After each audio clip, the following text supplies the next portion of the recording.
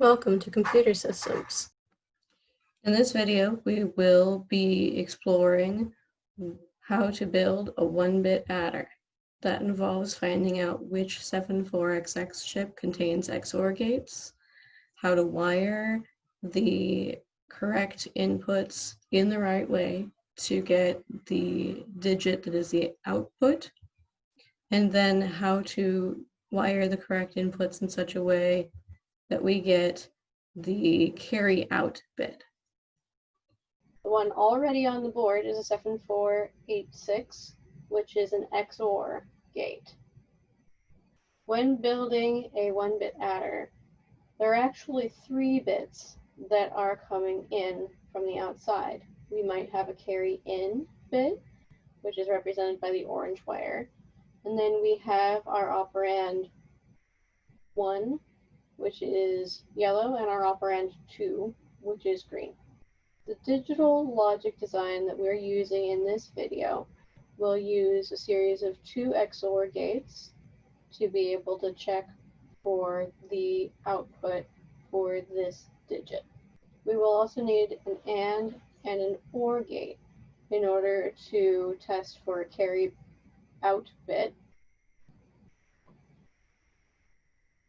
But firstly, we will be using an XOR that uses both our carry in and our green wire. This checks for the XOR of any 2 of these bits.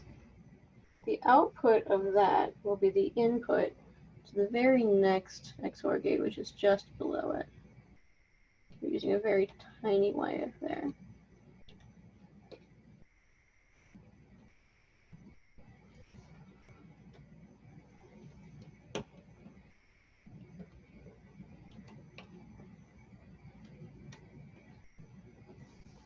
Then we need a connection to the yellow wire to be the other input to this XOR gate. And the outcome that happens when we do this is that the output from that second XOR gate will be 1 if any one of these inputs happens to be a 1.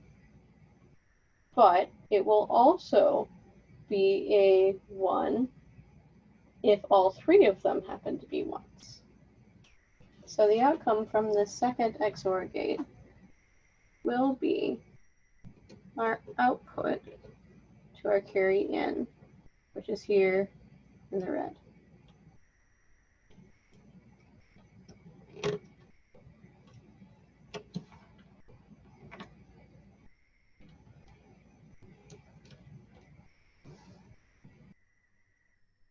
So far, we have hooked up the outcome digit of this 1-bit adder.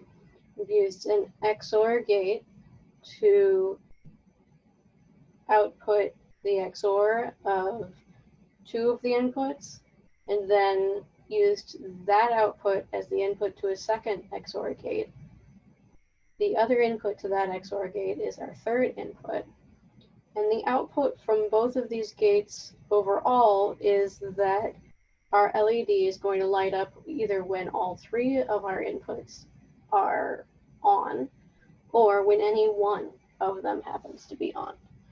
So here to demonstrate, if switch 1 is on, if switch 2 is on, if switch 3 is on, and if all of them are on. Next, we'll handle the carry bit with a second LED. Now we have a second LED set up on the board. We're going to go ahead and connect the AND gate and the OR gate that we need. So why do we need an AND gate? We need an AND gate because the trouble is that any 2 of these inputs would result in having a carry out bit. But all we have currently to work with is an XOR gate. So we're going to use the output from that first XOR gate as our first input to our AND gate.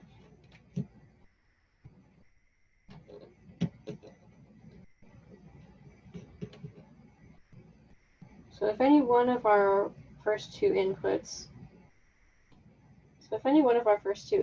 ends up being a 1, and we are able to get our input from the third,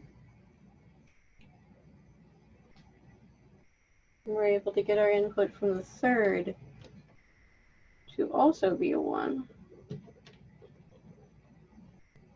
And the output of this AND gate is going to end up being true, and we should have this light up.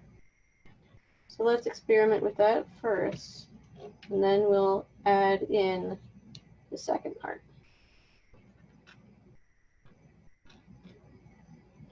Don't forget to connect your AND gate to power.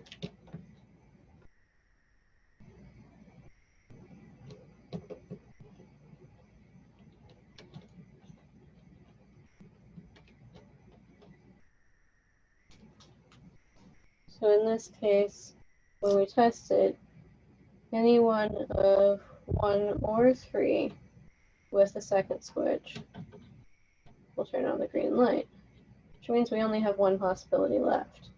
What if both S1 and S3 are on? Our current circuit doesn't account for that. That's why we need an AND and an OR.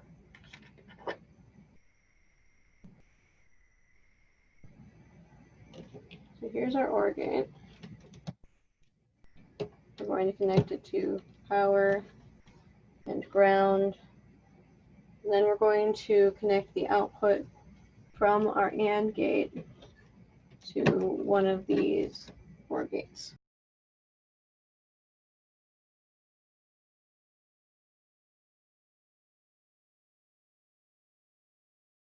The output from our AND gate is going to go all the way up here. Next, we need to make sure that we have a connection from input 3 to the second AND gate.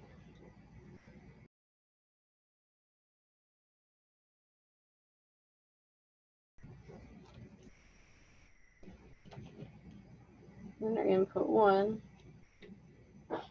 also goes to the second AND gate.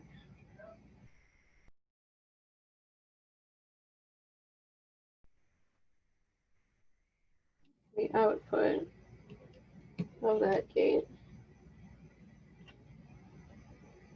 goes to the second input to the OR gate. The output of that OR gate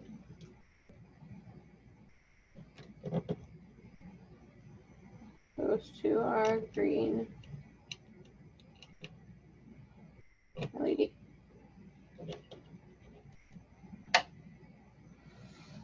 So under what circumstances should that work now? Well, first let's test the first one. This is switch 1 and switch 2.